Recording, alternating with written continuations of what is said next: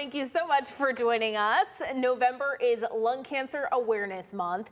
It's a disease that impacts a lot of people, and that's even if you have no history of it in your family. This afternoon, we are joined by Dr. Karina Zapiecki. She joins us from Mercy Health to talk a little bit more about the disease. Dr. Karina, thank you so much for joining us today. Yeah, thank you so much for having me. So the first question I want to ask you is, why is it so important for everyone to get screened?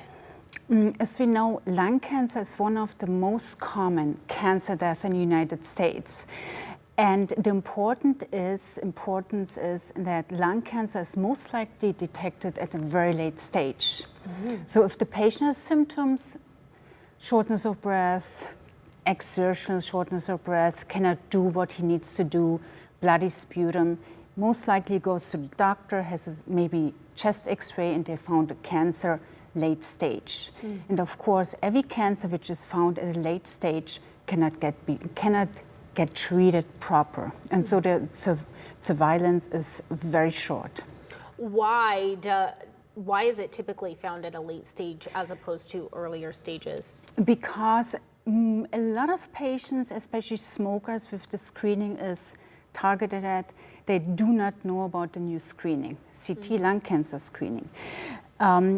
Patients are can have it done 50 to 80 years old. Patients who smoked one pack of cigarettes for 20 years and even more, and even patients who quit smoking within 15 years could have this lung cancer screening. Now, each screening, as we know from any screening, can find early stages of lung cancer. And if it's found in an early stage, patients can be treated. And so no matter if you have a history of a family member having lung cancer and maybe there's no signs or symptoms, what is that like? What are those signs and symptoms? So again, this lung cancer screening targets patients who have smoked for multiple years. Patients who have symptoms for advanced lung cancer, as we said, they have more shortness of breath, they have bloody sputum maybe, they cannot exercise as much, they have a different cough, and then this screening then the follow-up study most likely could show an advanced lung cancer.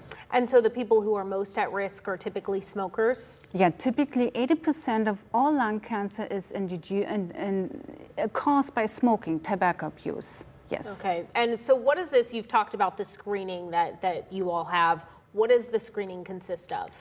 So the screening consists of a computer tomogram, which usually takes a lot of pictures of your lung.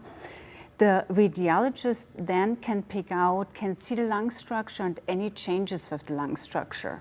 Now, he can tell me about benign nodules, but also suspicious nodules. If we have a suspicious nodule, then we need to know if it's cancer or something else.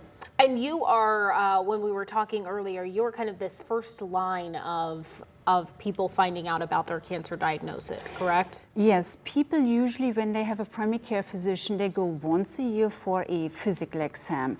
And once a year, I try to cover all the basics. Basics including, again, mammogram, pap smear, colon cancer screening, prostate cancer screening, but also, most important, smoking history. And do you see a lot of smokers come into you? Yes, a lot of smokers. Young people, older people, a lot. Have you started to see this pop up for people who use the vape pens now? Vaping is still not researched as the tobacco is, smoking. We know smoking causes cancer. The vaping, I bet there will be studies out there at some point which also will lead to a risk of increased disease, if it's cancer or something else, yeah. Wow. Dr. Karina Zapiecki, thanks so much for joining us this afternoon. We appreciate all this important information that you've given us. Thank you so much.